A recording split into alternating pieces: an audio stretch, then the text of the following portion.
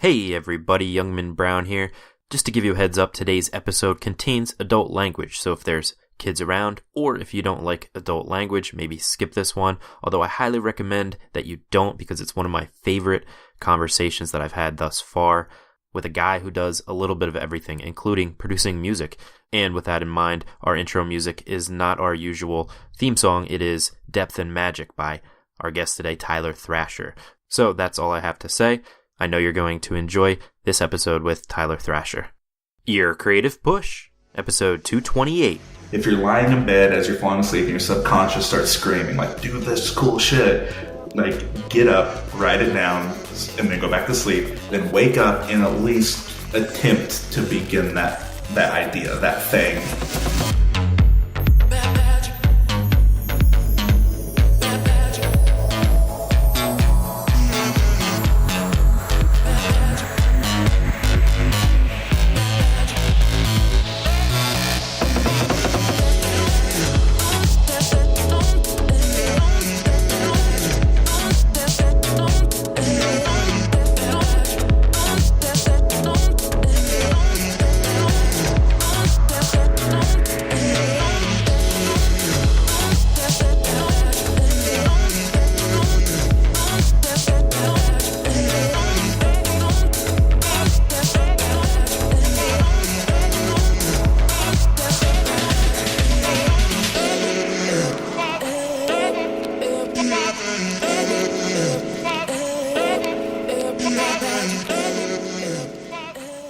Welcome to Your Creative Push, the podcast that pushes you to pursue your creative passions. I'm your host, Youngman Brown, and my guest today is Tyler Thrasher. Tyler collects found objects and deceased creatures and grows delicate, gorgeous crystal clusters on them. His unique talents for combining chemistry and artistry have gained his work some much-deserved attention.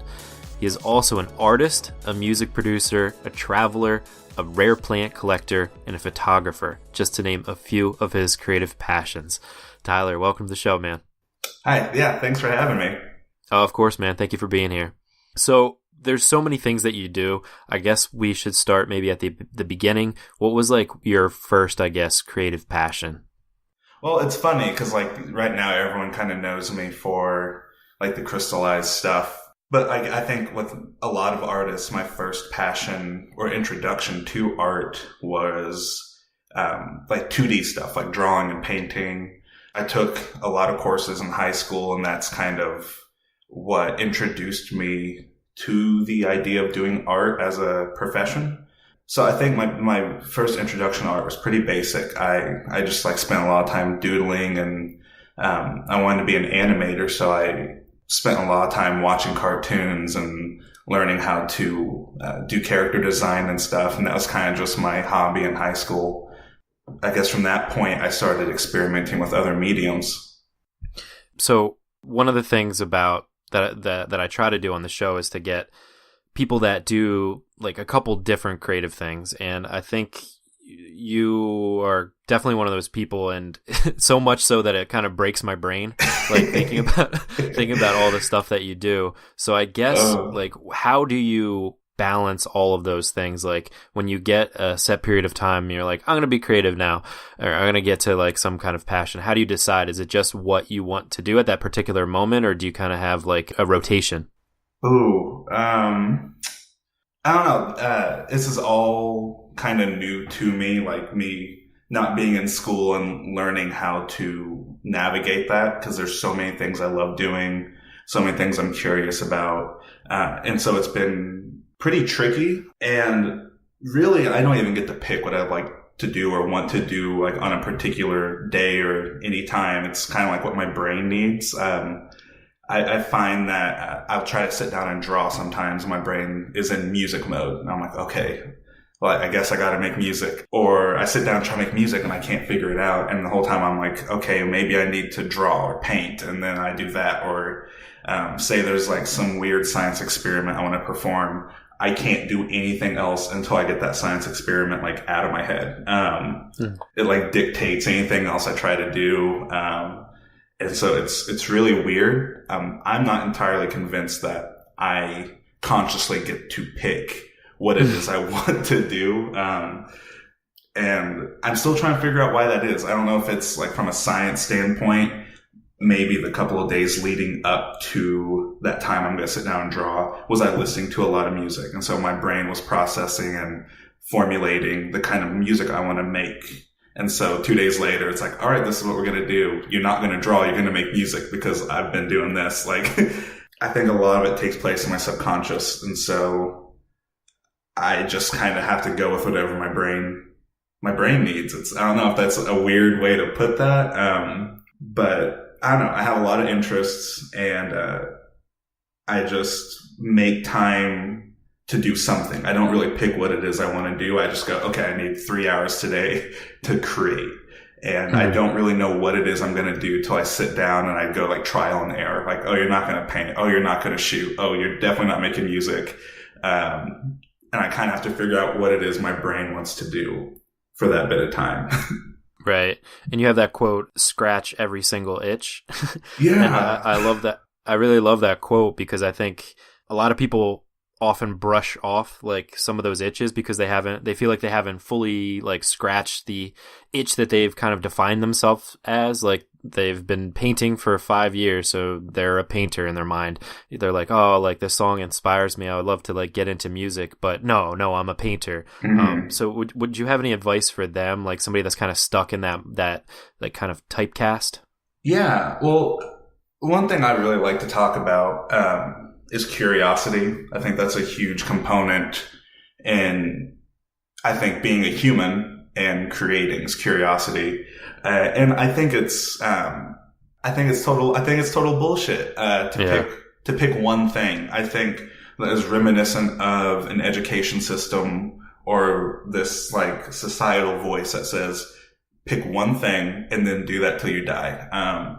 And I know a lot of artists who say, I'm an illustrator. I'm nothing else. I'm not a painter, even though I like painting. I am an illustrator. And I'm like thinking, like, when in the history of humanity has that ever worked for anyone to just do one thing till you die? I don't think it works that way. I think most artists have a calling to create like baseline, and then we pick an outlet to do that creating. I think some people have images in their head and they go, well, I like graphite. It works better for me. Some people like painting.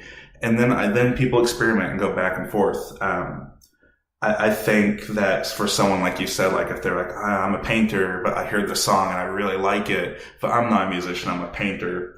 If you feel that like knack, like that calling towards that music making, I mean, there's really no reason you shouldn't experiment and try. I know, the counter argument is like, well, you only have so much time, and if I do music and painting, I'll be half as good at either one as opposed to being really good at the other. And I think that's also bullshit. I think that there's a certain amount of time it takes to be good at something. If that's your goal, if your goal is to be good at something, certain things require that amount of time, but that should not stop you from using extra time to do the things that inspire you, that pull you towards them, and feed that innate curiosity that people have. I think we usually have time to do a lot of things, and most people who say I want to paint my whole life and nothing else, and I just want to be the best painter I can be, at some point you'll hit that, and then what? Like we all hit a knack or a spot where we understand painting, we understand drawing, we understand music, and then the rest is just like a language, like you're fluent in it. And at that point, I think it's cool to kind of cater to that and keep it busy, but use that extra brain space and try something new. Try something that inspires you, that fire song you heard that's like bugging the shit out of you that you really want to get your hands on. Do that. But keep painting, but you've understood painting. We all hit a point where our hands, our minds, our bodies become fluent in the thing we're trying to learn. And then it becomes innate. It's just natural. You can paint and draw like no one's business. So why not do something else? If you can and you want to. I think that's totally valid and almost necessary for the human mind. Right. And it all goes back to like looking back to why you're doing this like creative thing in the first place. Mm-hmm. Like most likely it started because it made you happy or it brought some kind of joy to you. So like why are you creating if it doesn't make you happy? If you're just trying to get to this, to be the best painter ever, the best musician ever, like you said, to like win the game, you know, to like solve the puzzle. Are you doing it for that, or are you doing it because you enjoy it? If you're not enjoying what you're doing when you're sitting down, like you said, like if you're sitting down, you're like, man, I'm just not feeling like painting today. Like, why are you going to force yourself to paint whenever something else is kind of itching? Well, and so like on that, like that's something I tell people. You know, like we're all curious people. I think humans are curious. I think that was a part of our evolutionary breakthrough, is this curiosity that pushed us to technology and to understanding the world and nature. And I think that as a kid, we all have these curiosities, and there's really little evidence to show where each person's curiosities come from. And no one ever started, like as a kid, I didn't start drawing and painting because I wanted to be the best at it. I didn't start drawing and painting because I wanted to, you know, have my bills paid by artwork. And so I think it's weird how how that evolves as a kid or a young person. You have these curiosities and these callings, and you do them just because you're curious. You have this itch, and you want to try something, as humans often do. And then somehow along the way, it gets translated to some weird, like, narcissistic approach. Like, okay, I really like paintings. I saw some painters I liked, and it, you know, it really interests me. And then halfway through, you decided you're going to be the best at this thing, or halfway through, you're like, all right, painting's going to pay my bills. And like, where the fuck did that come from? Like, right. You know, you started it just because it caught your brain. It caught your interest and your human curiosity, and you tried it. I mean, it's pretty simple when you boil it all down. Or unless, you know, your parents like force you to like do ballet or take up an instrument, then that's a whole another tragic thing that can sometimes stay tragic or turn into something else. But for the most part, we just pick up stuff and try it because that's just kind of what humans do. And then we decide what it does for us later. And I'm sure that that's how your crystallized kind of natural art started. I'm sure your parents were like, you must go get a dead moth, build crystals on it until you are the best crystallized natural artist in the world. So what's the real story then? Like, how did that start? Well, that's a thing. I get asked that a lot, and it's a pretty like weird story that ties into nature and curiosity. And specifically, the crystallizing thing started in college. But like from my childhood, like I've always been an avid supporter and admirer of nature and what it has to offer. And that I don't know where that curiosity came from. Like my dad was a nursery owner and landscaper. So like the plant stuff I'm based in and I do and collect, that comes from that. But like I'm a caver. So I love caving. I love exploring cavern systems and speleology and karst topography. That is nowhere in my childhood. And I don't know where that came from. As a kid, I was always fascinated with caves. And that's not something a lot of kids are fascinated with. Right. Most kids are scared of it. Yeah, they're terrifying. But I love them. I fucking love them. And as a kid, I just was always drawn to them, and I was always drawn to crystals and mineralogy, but that was nowhere in my childhood. My dad didn't collect crystals. He didn't collect rocks. We never talked about caves, like on a regular anything, like they just was non-existent. But as a kid, I was just like drawn towards these things. And, you know, I was trying to figure that out recently. I'm like, well, why the hell?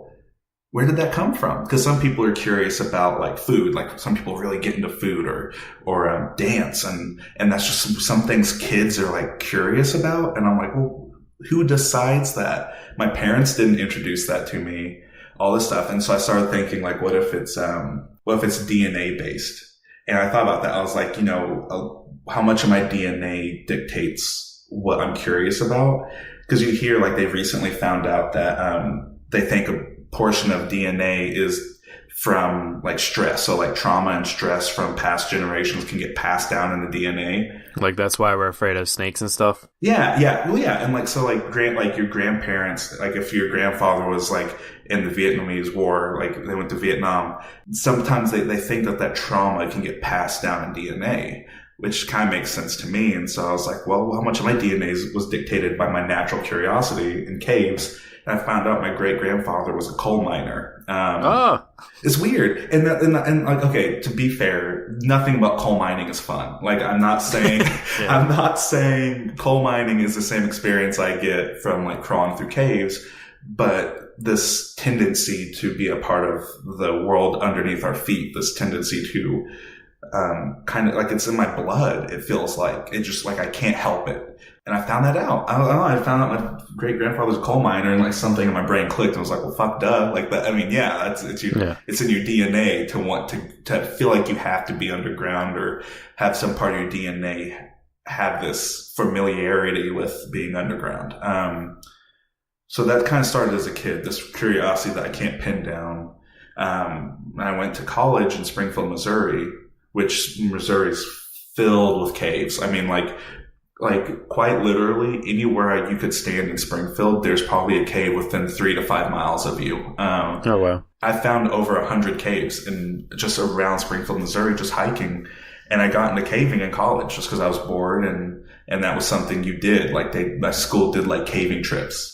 And I was like, I've never actually been in a cave. I've always kind of been interested in them.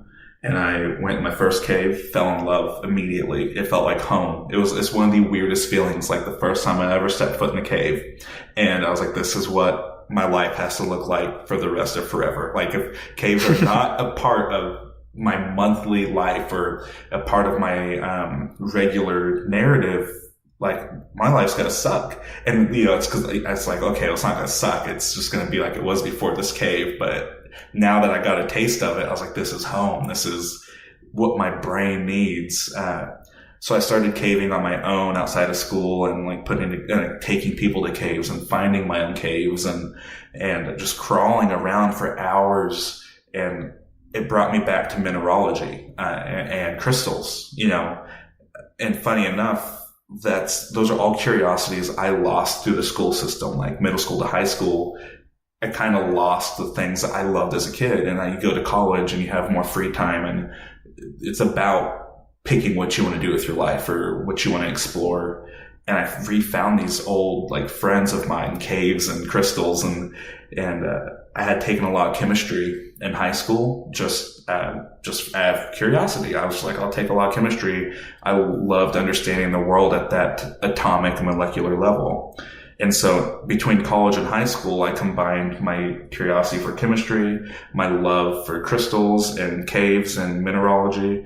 And this idea just kind of like formed in my head, like, oh, I could grow crystals. And I knew how, in high school, but no one grew crystals like as an art form, as for technology or like purification purposes. And I was like, oh, well, why don't I just grow crystals? And then somehow I learned that I realized through trial and error, like crystals will grow on almost anything if they can attach and nucleate. And I was like, oh shit. I was like, I could grow like crystals on like bugs and shit. And then, it just went from scientific curiosity to just like mad science, artistic expression.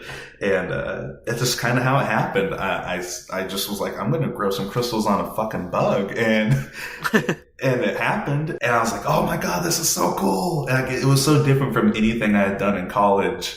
I was going to school for animation and like painting and drawing, and it's so radically different. And I'd never seen anything like it. And I was like, I need to share this with the world. And it kind of just like fed itself. It kind of took off. The rest of the world was like, this is pretty cool. And now it's my full-time job. It's like growing crystals on dead shit. I love it.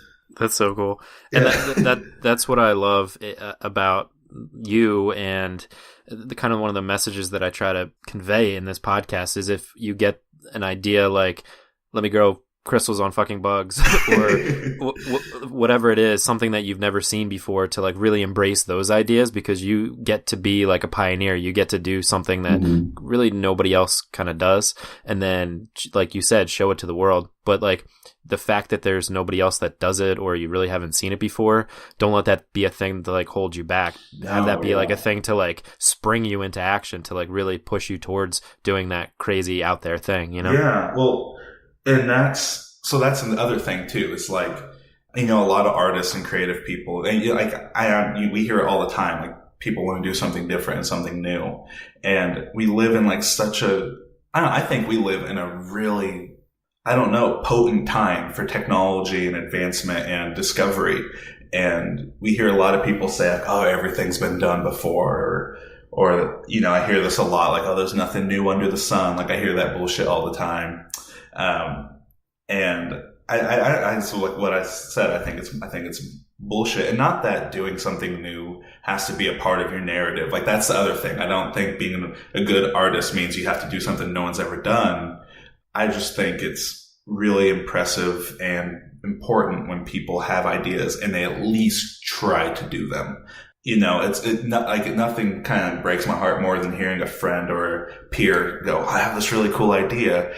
I really want to do it. And I'm like, oh shit, that's a really cool idea. And then 2 years later, I'm like, did you ever do that thing? And they're like, I didn't have time. And then you see it pop up somewhere else, and you have to look at that, like, that look on their face, or you have to hear them talk about that, how someone else came up with the idea and did it. And that's one of the things I always try to tell artists is like, God damn it. Like, if you get a good idea, if you're lying in bed as you're falling asleep and your subconscious starts screaming, like, do this cool shit, like, get up, write it down, and then go back to sleep, then wake up and at least attempt to begin that idea, that thing.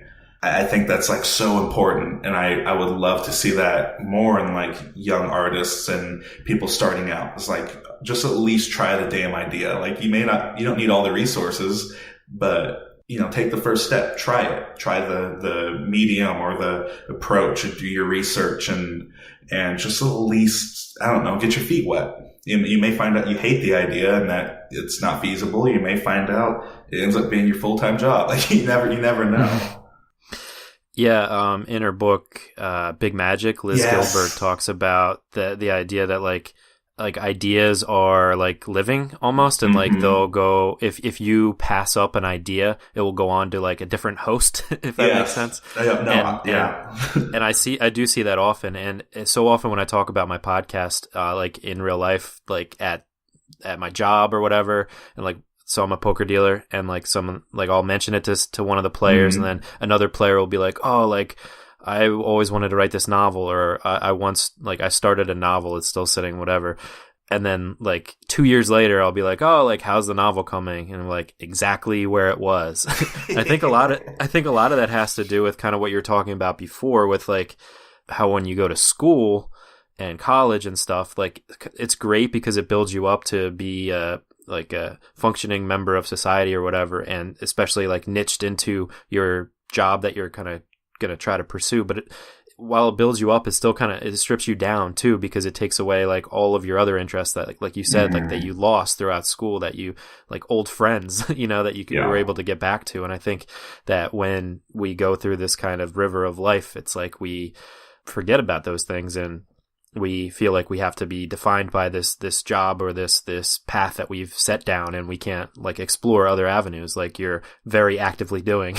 Yeah, it is a tragic thing. I do think there's something about our education system that, you know, says like, oh yeah, you can be curious, but you got to be curious about one thing, and it better pay your bills. Like, it better, and it's like, fuck you. Like, you know, it's kind of, you know, sad. And the thing is I get that a lot of people are like, oh no, not everyone should be artists and creative. And I'm like, I agree.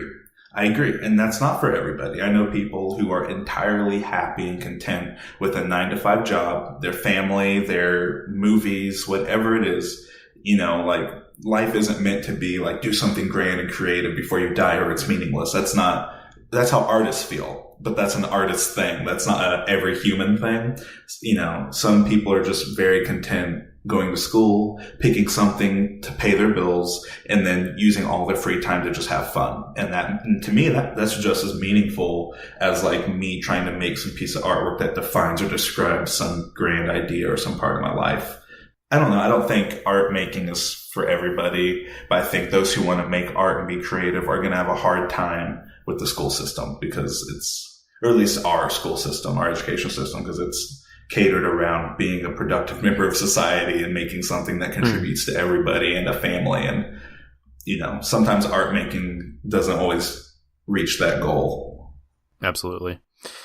So you're doing these, what would you call them? Crystallized? It just depends, like crystallized objects, crystallized insects, crystallized skulls.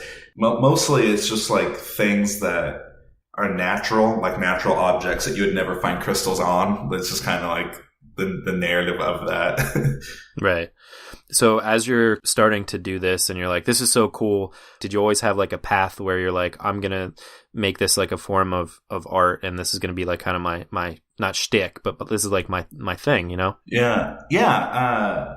I don't know. I think, and like listening to some of the other episodes in your podcast, it seems like this is kind of familiar with some people, is meeting opposition and like really doubtful people, like people who it's almost like necessary for someone to doubt an artist and their ability to like feed themselves and like take care of themselves.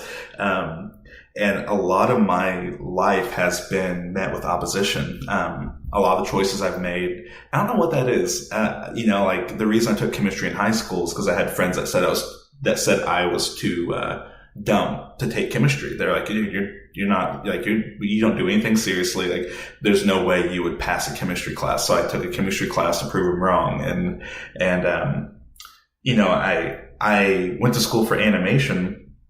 And I realized, like, in my senior year, I was like, oh, shit, I do not want to work in an animation studio. Like, I heard, animators in the field today talk to us and the other students, and I was like, that sounds awful. Like, these people are not happy. Like, it was sad. And the biggest mistake my school made for me was bringing in an animator to talk to us.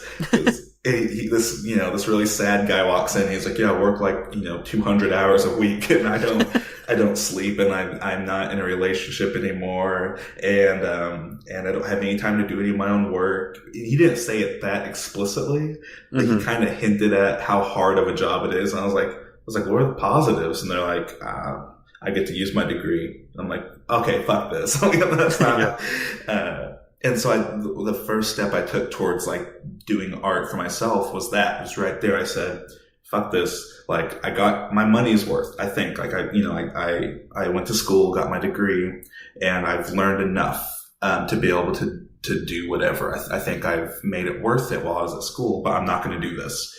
I'm not going to spend my time doing this. I want to be a freelance artist. I want to do my own thing, tell my own story, do my own work.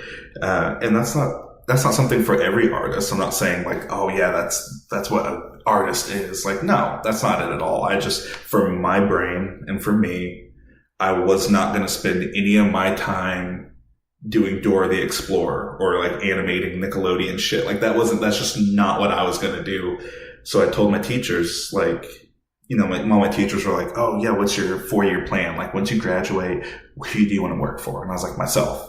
And they're like, that's not possible. Like straight, like no hesitation. Like, no, seriously. And I was like, no, like literally I'm going back to Tulsa and I'm bringing my work to Tulsa and I'm going to do everything in my fucking power to not end up in an animation studio and make my own thing. And that was it. That was the thing I was so fervent about, and I was just like, no, my work deserves all of my attention. I think my work specifically deserves all of my attention. And that's what I told my teachers. And they're like, okay, well, good luck. Like, bye. And that's what happened. I was 2 months from graduating. I was like, oh shit. Like, what am I going to do? I haven't applied to any studios. Like, oh my God, what's going to happen?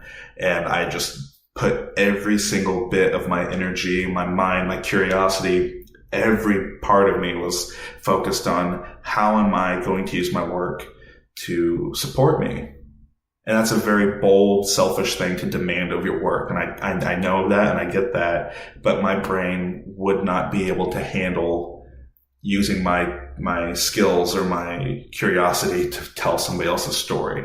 Like my brain would just decay if I did that. And so I had to do this for me. And that's kind of how it happened. Most of everything I do seems to be in the face of opposition. Somebody tells me I can't do it or it's not possible. And I'm like, okay, fuck you. Watch this. I'm going to at least try my best. And so, yeah, I think I do, I guess to answer the question in a long roundabout way, I do get a lot of opposition and a lot of doubt from people that sometimes are really close to me that kind of just have this weird knack of saying, oh, it's not possible. Like, you don't have the time for that. Or like, okay, yeah, good luck. Also, and my brain doesn't like that. I don't like hearing that. So I it makes me like work twice as hard. Like if they just said, yeah, I think you can do that. It would, I don't know. It'd be like a coin toss if I actually did it or not. But when someone says, no, dude, you're not doing that. My brain's like, okay, let's show them. Like, let's really show them. And that's kind of a weird reaction, but it gets shit done. So I'm pretty okay with that. Right. It's a good mindset to have. And I think that a lot of people are on the opposite end of that, where somebody tells them, no, you can't do it. And they're like, you're right. Yeah. And they just stop. So I think it's definitely a good lesson for people that, have had that, or especially young people that have that, not opposition, but they have those doubts from the people that kind of support them or the people that they're friends with that are saying, you're too dumb to do this, or you're, it's just not a feasible way to make a lot of money. Don't you want to be able to buy a house or whatever the kind of thing that they tell you. You're right. I don't know why they do that either. I guess it's like either out of jealousy, or they think that they can't do it, or just that they're really looking out for you and they think that it's not possible, but it really is possible. Yeah. I think with people, like the few people that I've had that narrative from a lot, I think it's based in insecurity, which is a sad thing, like it's kind of tragic to look at some of your friends and family and just kind of shoot them down because you're not fully confident in where you are. I think it is that. I think a lot of it is based in insecurity. I think insecurities bring out like the most volatile, venomous parts of people. Like even me, like the shit I'm insecure about, I'm just an asshole to other people. And then I look back, I'm like, God, why am I like this? And then you look inwards and you're like, oh, it's because you're an insecure piece of shit.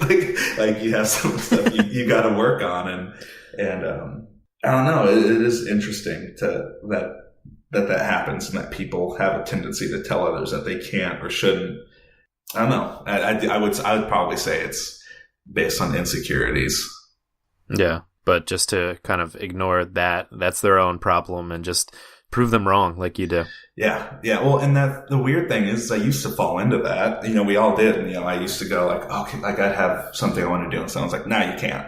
And I would believe it. And I guess I hit a point where I was so self-deprecating and so self-loathing because I didn't think I was capable of doing anything, of being an artist or being confident in what it is I want to do. And I got really sick. Like in high school, like I was having like heart issues and I was like, I couldn't sleep and I hated everything about who I was. And I was like, why the fuck am I letting other people's insecurities like leech off of me like this? And I just got up one day. I was like, okay, I'm taking the hardest chemistry classes I can. I'm just jumping in the fire. And at worst, I come out the same way I am now. At best, I learn some cool shit. And I don't know. It's just one of those things I think a lot of artists should learn is to kind of ignore that voice and just like boldly run in and at least give it a shot. I think that's the biggest thing is just like giving it a shot, and trying the thing that you really want to try despite whether or not people believe in you or you believe in yourself or you think you don't have the time. I think we should at least give that thing a shot. I completely agree, man. I couldn't agree more. Is that the kind of the same mindset you had for your music and your photography? Was like, because did you get into those things like later, or were they before the crystallized art? The music kind of happened in college. I I really love electronic music. Like, it's like all I listen to is like progressive house, progressive trance music. I fucking love it. And, I listen, it's like my thing. Like, I listen to it when I work out, when I drive, when I longboard, when I walk, when I run, like anything that requires a forward push. I think mathematically is one of the best genres. It's just repetitive enough and it's just uplifting enough that it's like get shit done mode. Like, I love it. And, I don't know. I think sometimes it puts me in too much of a get shit done mode. So people always think I'm hyped up and like ready to just fucking go at it. And I'm like, no, it's just I listen to really energetic music all the time. So I'm all like amped up all the time. But, I don't know. I just loved it enough that I was like, why don't I try making it? And so that kind of happened at Curiosity. And, you know, I had friends that were like, only geniuses like make music. Like, I had one friend look at me. I was like, I think I want to make electronic music. And he was like what? And I was like, I don't know, like Deadmau5 and like Daft Punk, like early on. I was like, kind of like those people and like Ferry Corsten and stuff. And they were like, well, they're geniuses. Like, you can't do that. And I was like, oh, fuck you. Like, I was like, what? There it is again. Yeah. And same with photography. Like, photography, my degree's in computer animation, and computer animation and like 3D modeling is a lot like photography. You build a set, you have a virtual camera, you capture an image. It's the same principles. And I had friends that were like, dude, like animating, like you have to be really smart to do that. Like really cautious. Like, they didn't want to break my heart and stuff. And so I was like, okay, I guess I'm going to do the thing. And photography, my wife is a brilliant photographer and videographer, and she's been doing it for like 10 years. And just watching her do it, I was like, oh shit, this is really cool. And just, I've only been shooting for like 8 months, with a physical camera. And, that's just kind of been a really awesome journey for me and my work. And I'm working on an art book right now, and my wife was shooting the pieces, but you know, she does a lot of sessions and shoots and stuff. And so I'd often be home alone working, and I was like, oh shit, I need to shoot this piece before it gets dark. So that's how it started. And I was like, okay, I picked up the camera and started shooting my own work for this art book I'm working on. And then I was like, oh, this is like animating. Like, it's the same concept. And I was like, why don't I just do this? And so it kind of became a side venture for me, is photography. I don't know. It's just weird. I just find these little things that like pique my interest, and then I just kind of pluck them out and just examine them a little bit. And if it turns into something cool, if it doesn't, I mean, it wasn't any wasted time on my part. And that's why I love your mindset.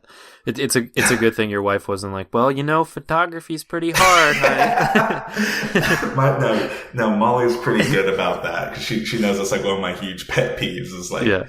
You know, she understands. She's incredible. She's so encouraging, and yeah, she was just like, finally, she's like, I've been shooting for 10 years. She was excited because she was like, oh my God, I'm going to have someone to second shoot with me. And I was like, no, you're not. I'm not doing that. No, but I help her, but she loves that I'm into photography. And I get to pick her brain, and she gets to help me. And that's really awesome. Yeah, it's always good to have like a partner in arms with your creative passions. Yes, yeah, I agree. Well, something that you guys went through together, and if you wouldn't mind talking about it, because before, like when you and I were going back and forth to schedule the interview, you mentioned a house fire. Yeah. So then I stalked your Instagram and saw the pictures of it. And first of all, I'm so sorry about that happened to you. Yeah, no worries, dude. Yeah, I don't know. It's like one of those things that's like the one thing you never want to happen. It's really kind of surreal. Like, I'm still thrusting around in that mindset and that visual of like coming home and seeing like 12 fire trucks fill up the street. And I have a car full of friends, and they're all like, oh shit, what the fuck's happening in your neighborhood? And I knew immediately. I don't know how, but I was just like, God damn it. I was like, no. And we had to wrap around the block so that took longer. My mind was just like, dude, like, you know what you're about to see. And you turn the corner, and it's like, you know, you see like a dozen or so people with flashlights kicking through your house, and it's like this creepy scene out of like War of the Worlds or something. And, it was hard, but not, I don't know. It was weird. You know, we pulled up, we had two friends with us, and they were like, oh fuck, and they like embraced us really fast. And then my wife, Molly's mom, was texting me, and I replied and I said, I'll call you in a second. Our house is on fire. It's casual. And she calls and she's like, what the fuck? And they all showed up in seconds. And I posted about it on social media only because I had like a shit ton of orders to get out. Like I did a pre-order on like crystallized cicadas, and I had like so many I had to get out, and I was like, I don't know what to do. So I posted, I said, look guys, this is my current predicament. Please understand that like the 80 orders that are out, it's going to take like some extra time. Right. I'm not making this up. No. Yeah. I was like, I didn't know what to do. I was like, guys, this is what I'm going through. Like, I'm not trying to add this to my narrative or wear it on my cape of tragedy or anything like that. I was just freaking out because I was like, shit, work. Like, and I thought about that before I realized I had lost everything, like in the house. And like almost immediately, like thousands of people were like, how can we help? And I didn't even know what to do. I didn't even look at my phone. I just set it down. I was like, wait, what? Shit. And then our best friends like started to GoFundMe for us like that day. And like 600 people came to help us. And I was like, what the fuck's happening? I was like, whoa, I've never seen this much love. And it was incredible. And it made it much easier. And what's weird is like that same day, like there were 5 other house fires in Tulsa, and Molly and I were like, God, shit, like so many people came to help us. So we shared the love, and it was just like a really humane moment. It was like a weird juxtaposition, like one of the more like heartbreaking things I'd experienced coupled with one of the most human embracing things I will ever experience. And it kind of gated each other. So I was just like, my mind was distracted, and we landed at her parents' house, and we were just kind of sitting around like, fuck, like did our house just burn down? Like even now I'm thinking, I'm like, did that actually happen? Like, holy shit. And, I don't know. It was hard, but like people make it easier. And I don't even know, like, I really don't know how to respond. Like the next day we had people sending us artwork because we lost our art collection, and hundreds of people, like every day was like packages and packages. And we were like, shit, like how can this many people give a shit about just 2 people? Like it doesn't feel right, but you just feel so humbled and like loved by all of it. And it was just incredible. And we got to watch them rebuild our house, and they rebuilt it the way we wanted. Like we got to pick how it went up from the ground up, and it's like all these positives. And it's like, a lot of people like kept joking, like you should call it the Phoenix House and all this stuff. And I was like, shit, like this, like it was just so much good came out of this thing. And, what's funny enough, if I can like talk about one tiny thing, one of the things I was working on was this art book that I'm doing right now. And I like when we lived in an apartment before the house, that's when I started shooting, and I had shot hundreds of pieces that I don't have anymore. And I lost all that in the fire. And, probably one of the greatest things that have come out of this was, this book I'm learning now that I had titled this book, The Wisdom of the Furnace. Like last year, way before the fire, I remember thinking like, oh, that's a cool name. Like it came to me while I was falling asleep, and I had done a lot of research about the furnace and how prevalent it was to alchemy and medieval alchemy, and how that exploration of the furnace contributed a lot to modern chemistry. Like so much of what we know and do today in science was based off of some dude with a furnace in his like shack out in the woods, in medieval times. And I was like, the wisdom of the furnace. That's cool. That's a cool name. And I lost everything for it in the fire. And the next day I sat there, and Molly and I were going through all the shit that we lost, because you have to make a fucking spreadsheet of everything you lost. So I was like, I lost everything for the wisdom of the furnace. And then it hit me, like it just hit me like the universe does to me so often. This predetermined thing was just like, bam, like, oh shit. It's like the wisdom of the furnace. It's like, holy shit. I was like freaking out. I was like, that's so weird. And I wasn't going to let it stop. I was like, I'm going to have to reshoot everything. And something I had learned, and I don't know, I'm not a superstitious person at all. But what was interesting is I had lost everything for this book in the fire, but in return, I kind of just got the book. Like I lost everything that was going to go in it, but in the end, the book had realized itself and kind of just came out of the fire. This hefty title that now means so much to me. And I realized I can't talk about alchemy and transformation until I experience it firsthand. And that's what happened. I was like, no bloke can just talk about alchemy and what it means without nature and the universe kind of going, okay, well, this is what it is. And what will you take out of this experience? And that was probably the weirdest thing that's happened. And one of the craziest things out of that is this book I'm working on that kind of realized itself because of the fire, which is not, I don't know, it's crazy. Yeah, well, for people that listen to the show, they know I'm obsessed with synchronicities, and I think that I love that. Well, I hate that story, but what came out of it is that's incredible. And there was another synchronicity too, right, with J.W. Cooper. Yes. God, I fucking love her work. She's such an incredible person. Yeah, she's been on the show before, and she's a good friend of the show. Yeah, she actually, my interest in cicadas is from her. In college, I had a teacher introduce me to her work, and they were like, you should check out this artist, this illustrator and artist. I really like her work. You might too. Because I was doing a lot of insects at the time. And the first piece I saw of hers was a piece called Phoenix, which is a painting of a cicada on fire. And I was like, oh, that's fucking cool. And I obsessed over it. And, I don't know, I drew a lot of inspiration from it. Never in my fucking life that I ever imagined that I would actually own that piece. I remember when my work was taking off and people were like pre-ordering my shit and I couldn't even like keep up with all of it. I remember thinking, I was like, Molly, I want to buy this piece. And she's like, fuck no. Like we don't have money to do that. And I was like, what if I did a product drop specifically to get that piece? And she goes, yeah, okay, good luck. Like, she's like, she's like, okay. And I was like, oh, okay. So here we go. Like, here we go again. So, and she wasn't being negative. She was just like, right, that's a little excessive. And I was like, well, maybe not. And I did a product drop just so I could get the money for that piece. Sold everything in 10 minutes. And I was just like, and that's when I realized like, this could be my job. And I didn't know. It was my first like pre-order, like product drop, and it went in 10 minutes. And I was like, holy shit. I was freaking out. So that same day I called the gallery that piece was in and I was like, can I have this? Can I buy this? And they're like, sure. And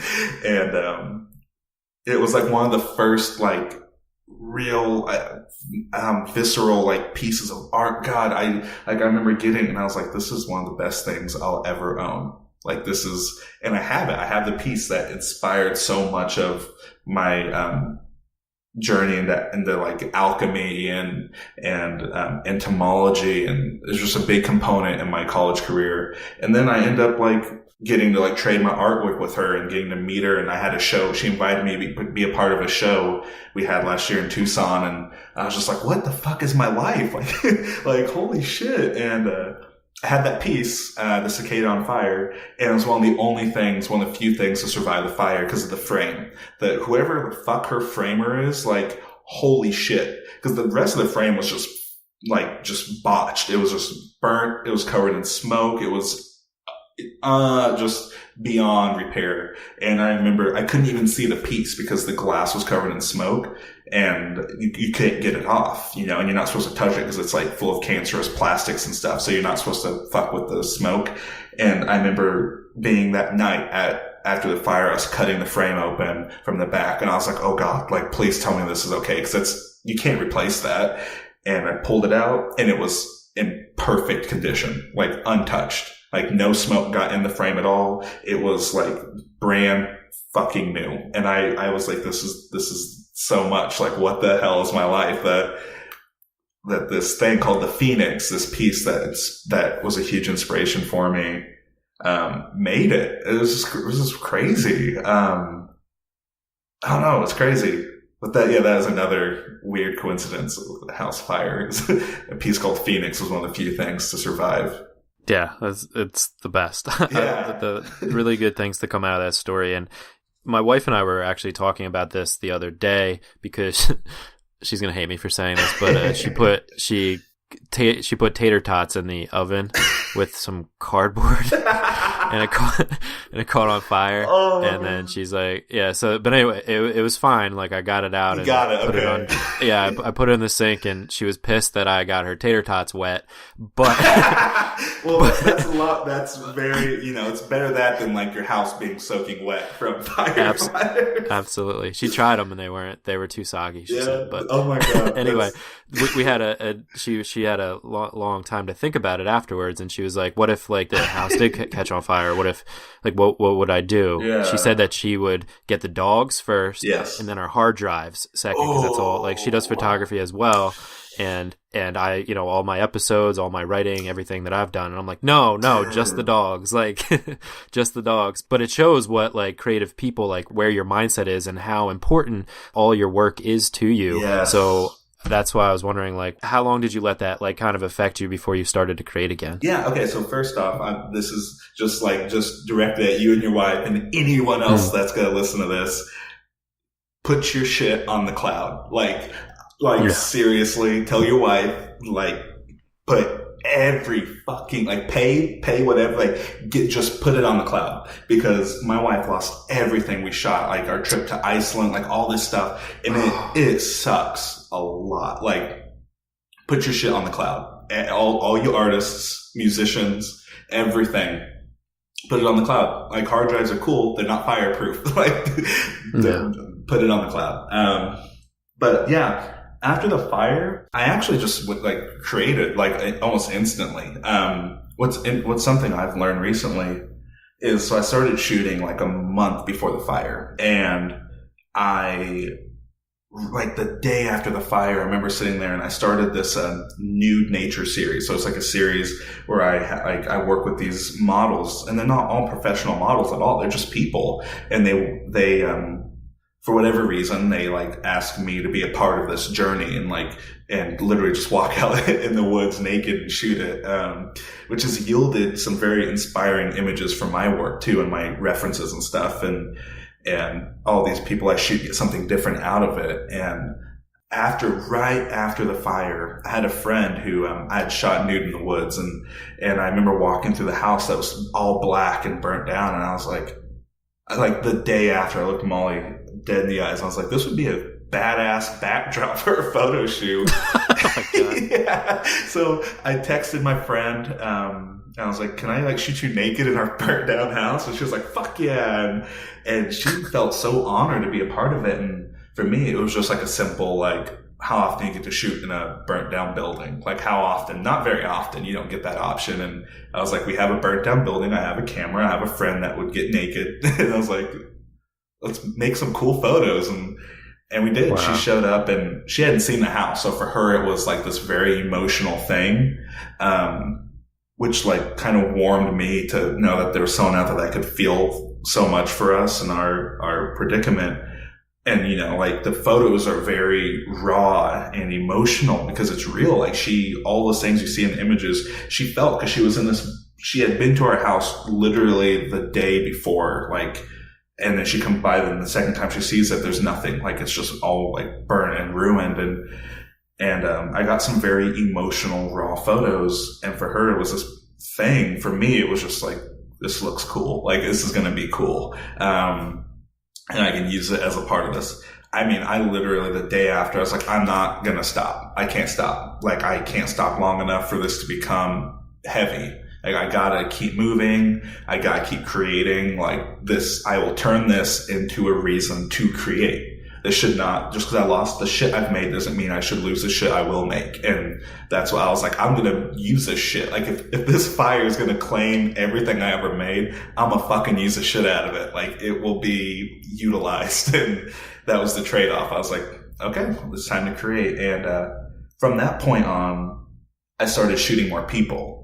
Before then, I didn't work with people. I didn't draw a whole lot of people or humans. It was a lot of animals and insects and nature, bits of nature and landscapes, because I had so much respect for nature. I was always nature's cyclical. It takes care of itself. It's a very potent, powerful thing that deserves respect.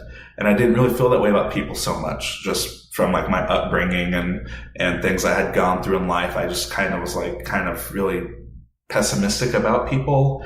And after that, after 600 people like fucking come to your aid in one day, not even one day, like 8 hours, 600 people backed our GoFundMe, shared everything. Like I was like, I have no reason to be pessimistic about people. People are amazing.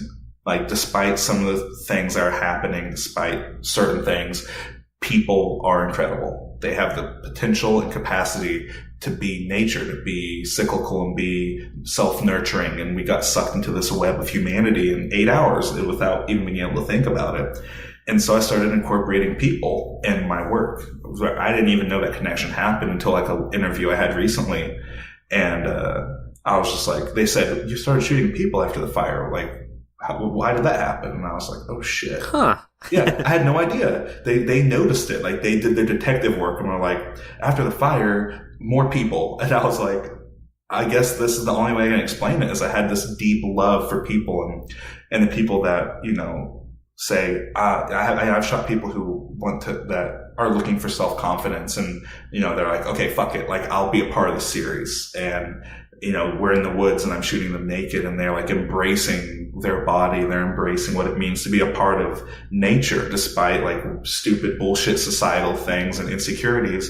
Those don't matter in nature. And in my mind, I had just connected that humans belong in nature. We were never supposed to be separate from the natural cycle. But some of us kind of fall out of that and think that we are not a part of nature. And I was like, no, people have always belonged in nature. Everything I respected about nature, I should respect about humans. And there are parts in humanity that demand and deserve respect. And I learned that after the fire. And so that's a part of my creativity that happened, is now people are like all in my work, like illustrations and drawings that include the human form. And I'm shooting these people that I've grown to really admire and respect. It just happened. I don't know. It just kind of happened. I kind of just felt compelled to make people a part of the story because they deserve it. And I mean, you have that spirit too, because I know you probably don't want me saying this, but with the GoFundMe thing that happened, like once like you kind of got what you needed, you like redirected everybody to another family. You know what I mean? And I think that's kind of what life is all about. That's what, you know, art is all about. This kind of creative life that we all live is to kind of try to understand one another, to help one another, and to kind of advance and kind of get through this together. Yes. Yeah, our needs were met in like an hour, and then they doubled. And I was like, okay, guys, I was like, we cannot accept anymore. Like, holy shit, like I can't even process. And so yeah, that's that was something Molly and I were like, okay, like how can we spread the love? Because 5 other people lost their homes, and I don't know, they don't have the social media resource that I did at the time. So I'm like, okay, they need some love. Like, what can we do to even or at least try to even the playing field for other humans? I don't know. It's weird. It's weird. I didn't think that this fire would be such a growing experience for me. But it was, and it is. It's something to be kind of oddly grateful for. It's the Phoenix, man. Yeah. It is. It's weird. Well, we certainly appreciate you telling us that story and for helping to motivate us as well. Yeah, thanks. Yeah, thanks, dude, for, I don't know, like just being such a resourceful and incredible outlet for artists.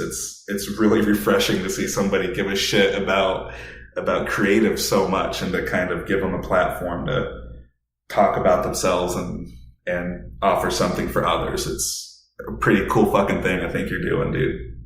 Oh, well, thank you very much, man. I appreciate that. And before we let you go, we have to end with the final push.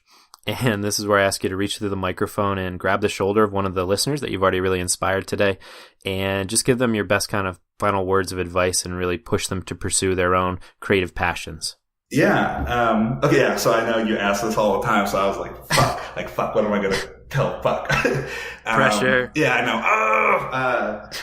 I don't know. I think the most important thing I would tell another artist, first off, I'd like reach through and just gently like caress their cheeks, and then and then violently shake their head and tell them to stay curious, make time for the things that interest you. So if you have an interest, set aside like 1 fucking hour. You have time. You have the time to do it. You do, because we have time to binge watch Netflix. Like you can make the time to do the thing that interests you, and then it'll either blossom into something incredible, a new part of your series, your work, your narrative, your growth. And if not, then you're no worse off than you were. You go back to doing the thing you're doing and binge watching Netflix. But stay curious and make time for your work and what you want to explore, and like go on a fucking hike. Seriously, take a hike. It is so vital. I think nature is so vital for humanness and creativity and curiosity. I think that's what I tell them. Make some time and take a damn hike. Absolutely. Like you said, humans, we are a part of nature. So get out there and be a part of it.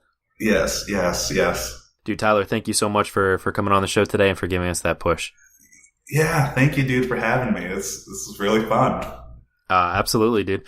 And if you want to find out more about Tyler and check out his work, you can go to his website, tylerthrasher.com. On Instagram, he is Tyler Thrasher Art. On SoundCloud, he is Tyler Thrasher. And we'll have links to everything else because he's everywhere linked up at yourcreativepush.com/Tyler Thrasher. Tyler, thanks again.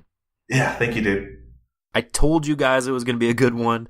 Oh, man, I had such a fun time talking with Tyler, and so many great things from this episode, some of which actually inspired a future solo episode, so look forward to that soon. But I have to talk about scratching every single itch. And if you have those things that you want to get to, one day, in quotes, once all of your other work is done, once this long list of things that you still need to do in your current creative passion, then you'll get to that thing. Come on. You know just as well as I do that those things are going to take so long, and more things will keep adding to that list. You know how that goes. I know how that goes. And personally, I have been using that excuse way too much recently, using this podcast as an excuse. And let's be honest, I want this podcast to last forever. So there are going to be things that will keep coming up. There will always be new things to do for the show. There will always be people I want to reach out to. There'll be tweaks that I want to make, places that I want to promote to. That list is going to keep growing and growing, and I will never feel caught up. I know that about myself. So as I started editing this episode on Friday and listening back to it, it inspired me so much, to get back to my own work. So that's what I did this weekend. I got back to my own stuff, my own writing, working on some Words Plus Music, working on another secret project that I don't want to tell you about just yet. And guess what? I still edited this episode and got it ready for Monday, and it will be uploaded on time in an hour or so. And I feel great. I feel so great to have gotten back to my own stuff that I've been putting off because I've been using this podcast as an excuse, like I said. So I want you to really ask yourself, are there other creative passions, other things that you are going to get to one day, that you keep telling yourself that you're going to get to once you get at some unknown point in your current creative project, your current creative path? And really ask yourself, do you even have a tangible goal for when you can move on to something else? If not, maybe think about just dabbling. Just jump into some other creative thing that you have planned for 10 years down the road. Start doing it this week. Why not just play around? Why not just have fun with it? I'm telling you, it will impact your other work so greatly. It will make you feel so much better about what your life is all about, your creative life and your life in general. Those itches are meant to be scratched, and when you scratch them, it feels so good. Hopefully you can feel that excitement in me right now. But I also wanted to talk about Tyler's tragedy and his just inspiring mentality that he had after the house fire, and just picking back up right away after something goes wrong like that, after a tragedy, after something goes wrong in life or with your creative passion, with your creative journey. It's so inspiring to hear how he handled that situation, how he got right back up and actually used the fire as a setting for a photo shoot. I know that the natural tendency when things go wrong is to curl up into a ball, curl up into the fetal position, throw in the towel, and just give up. But if you can mentally prepare yourself before something like that happens, because bad things do happen, bad things will happen, and to use your creative passion as a way to get through that, to know that you'll have something to fall back to, something to rely on to get you through that hard time, there's nothing better than that. So really keep that in mind when these bad things happen in life, and to take a page out of Tyler's book and to just try to find the positives out of it and realize how supportive other human beings can be in times of need. Art, creativity, it's all about that communication that we have with other human beings, with each other, to connect with one another in ways that we can't with words sometimes. So it was really inspiring to see that story about humans coming together and helping him out through that hard time. On Thursday's episode, we have Sarah Goldhagen. Sarah's new book, Welcome to Your World, explores how people experience built environments and how they shape our lives. And I had a really fascinating conversation with her about how our environments do shape our creativity and our health, and how we can better set ourselves up for success. A really fascinating book and conversation. And you can find her at sarahwilliamsgoldhagen.com, or you can find that link as well as everything we talked about today at yourcreativepush.com/228. I also have linked up in that show notes page the Instagram video of Tyler opening up J.A.W. Cooper's Phoenix right after the fire, and it made me cry. It was just so sad, but also so touching to see the joy that he had in finding that one piece of art that still survived. But that is all I've got for you today. Hopefully you were inspired to go and get your work done, so go and get it done. We're going to leave you with Depth and Magic by Tyler Thrasher in its entirety to drive you and push you into getting to your work. Like he said, electronic music is the best because it does provide that push. Go get some amazing work done. Go take a hike. Scratch every itch, pursue all of your curiosities, and we'll be here for you next time if you need the push again. I love you all, and we will see you then. Bye.